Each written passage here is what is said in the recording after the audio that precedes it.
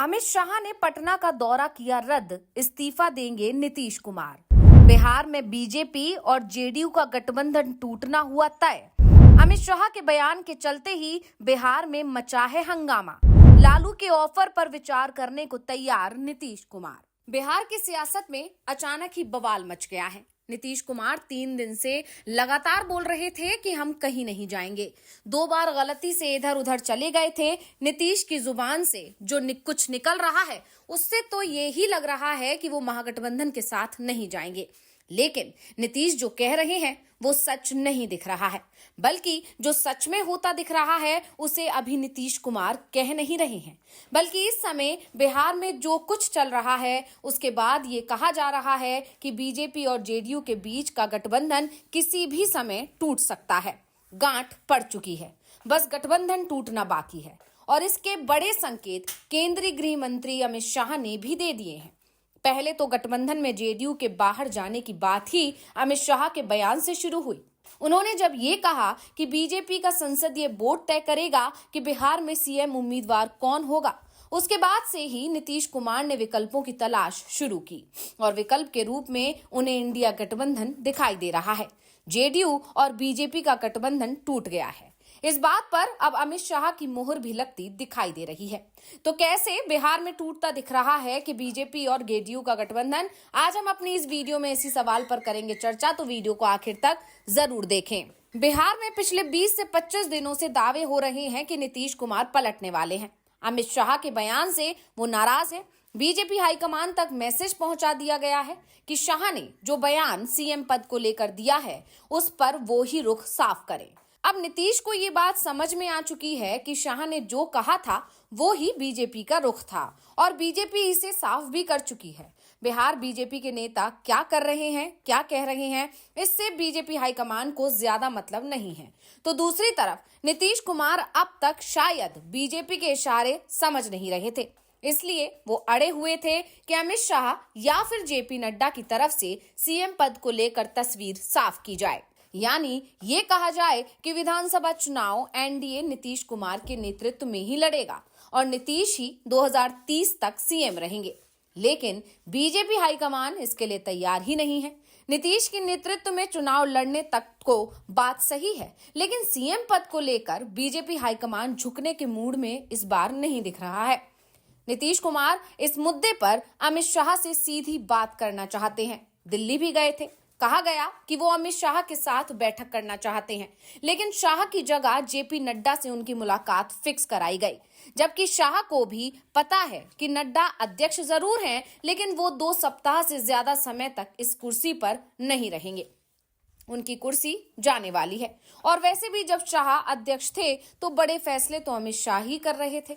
और बिहार में सीएम पद को लेकर एनडीए में जो बवाल शुरू हुआ है वो भी शाह के बयान से ही हुआ।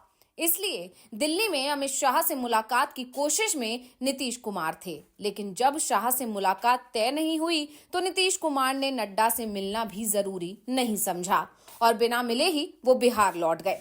इसके बाद कहा गया कि अमित शाह पटना आ रहे हैं। 5 जनवरी को सुशील मोदी की जयंती पर वो उन्हें श्रद्धांजलि देने आने वाले थे, लेकिन नहीं आए। फिर कहा गया कि सिखों के 10वें गुरु श्री गोविंद सिंह के प्रकाश पर्व जो 6 जनवरी को आता है उस दिन वो पटना साहिब गुरुद्वारे पहुंचेंगे, लेकिन इस दिन भी वो पटना नहीं आए। अब अमित शाह ने ये दौरा रद्द क्यों किया, इसके पीछे की कहानी भी निकलकर सामने आ रही है। दरअसल अमित शाह पटना आ रहे थे और यहाँ उन्हें नीतीश कुमार से मुलाकात करनी पड़ती। अगर नहीं करते तो फिर कई सवाल खड़े हो जाते और नीतीश से मुलाकात होती तो मीडिया के सवालों के जवाब भी होते। और सवाल जो नीतीश कुमार से लगातार मीडिया पूछ रहा है कि क्या आप पाला बदलने वाले हैं, नीतीश तो लगातार इस पर जवाब दे रहे हैं। लेकिन अमित शाह से जब सवाल होता कि बिहार में एनडीए की तरफ से सीएम पद का उम्मीदवार कौन होगा और अमित शाह वो ही बयान दोहरा देते जो उन्होंने 16 दिसंबर को दिया था, तो जाहिर सी बात है कि एनडीए में नीतीश का रहना मुश्किल हो जाता। और अगर वो नीतीश कुमार को सीएम उम्मीदवार घोषित कर देते हैं तो फिर भले ही बिहार में महाराष्ट्र वाली स्थिति बन जाती, लेकिन बीजेपी को सीएम पद नीतीश कुमार को ही सौंपना पड़ता। ऐसे में इस स्थिति से निकलने के लिए ही अमित शाह ने बिहार का दौरा ही रद्द कर दिया। अमित शाह अब बिहार नहीं गए तो इसका साफ साफ मैसेज जेडीयू के पास पहुंच चुका है कि बीजेपी सीएम पद जेडीयू को देने के लिए किसी भी कीमत पर तैयार नहीं है। अमित शाह ने जो बयान दिया था वो ही बीजेपी की रणनीति है। सीएम पद को लेकर ही महाराष्ट्र में एनडीए टूटा था, क्योंकि उद्धव ठाकरे का कहना था कि अमित शाह ने बंद कमरे में 2.5 साल तक सरकार के बंटवारे का वादा किया था। ऐसे में अमित शाह अगर बंद कमरे में नीतीश कुमार के साथ भी 2.5 साल वाली बात कहते तो जाहिर सी बात है कि नीतीश कुमार इसे तभी स्वीकार करते जब अमित शाह ही वो बात मीडिया के सामने आकर कहते, क्योंकि महाराष्ट्र के नतीजों ने अमित शाह को डरा रखा है। इसलिए वो हर कदम बेहद फूक फूक कर उठा रहे हैं। दावा किया जा रहा है कि नीतीश कुमार ने बीजेपी हाईकमान तक मैसेज पहुंचा दिया था कि अगर अमित शाह बिहार में नीतीश कुमार को सीएम उम्मीदवार घोषित नहीं करते हैं तो नीतीश कुमार की उनसे मुलाकात नहीं हो पाएगी। नीतीश कुमार ने इसके लिए तैयारी भी कर ली थी। वो बिहार प्रगति यात्रा के नाम पर पटना में ही रहने वाले थे और वो 5 और 6 जनवरी को पटना से बाहर ही रहे। वो बात अलग है कि रात को वो वापस पटना लौट आते थे, लेकिन अगर अमित शाह पटना आते और वो नीतीश कुमार की शर्त स्वीकार नहीं करते तो नीतीश कुमार भी या तो पटना ही नहीं आते और आते भी तो वो अमित शाह से मुलाकात तो बिल्कुल नहीं करते। ऐसे में अमित शाह ने ही बिहार का दौरा रद्द करना सही समझा और अब अमित शाह पूरी ताकत के साथ दिल्ली विधानसभा चुनाव में प्रचार करने के लिए उतरने वाले हैं।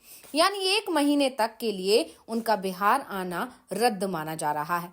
अगर इस बीच में नीतीश कुमार के तेवर सख्त ही बने रहते हैं तो शायद बीजेपी को कुछ और रणनीति अपनानी पड़ सकती है। वैसे ये कहा जा रहा है कि नीतीश कुमार अब 1 महीने तक इंतजार करने को तैयार नहीं है। दरअसल बीजेपी की तरफ से ये संकेत दिए जा रहे हैं कि अगर उसके हाथ में दिल्ली भी आ जाती है तो फिर नीतीश कुमार कितनी भी ताकत लगा ले, बीजेपी नीतीश कुमार को सीएम उम्मीदवार घोषित नहीं करेगी।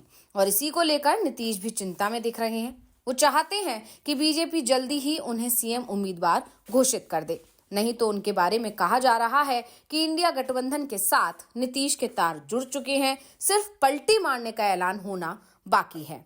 और इसी को लेकर बीजेपी खेमे में खलबली मची हुई है। और क्योंकि बीजेपी भी नीतीश कुमार के तेवर को समझ चुकी है, वो नीतीश कुमार को अच्छी तरह जानती है कि वो जो कह रहे हैं उसका मतलब वो बिल्कुल नहीं है जो वो कह रहे हैं, इसका मतलब वो है जो वो नहीं कह रहे हैं। और इसीलिए बीजेपी अब वो रणनीति बनाने में जुटी है, खासकर अमित शाह ये रणनीति बनाने में जुटे हैं कि आखिर कैसे नीतीश की नाराजगी को खत्म किया जाए। तो रिपोर्ट आपको कैसी लगी हमें कमेंट करके अपनी राय जरूर दीजिएगा। इसी के साथ वीडियो को लाइक करें, वीडियो को शेयर करें और चैनल को सब्सक्राइब करना ना भूलें।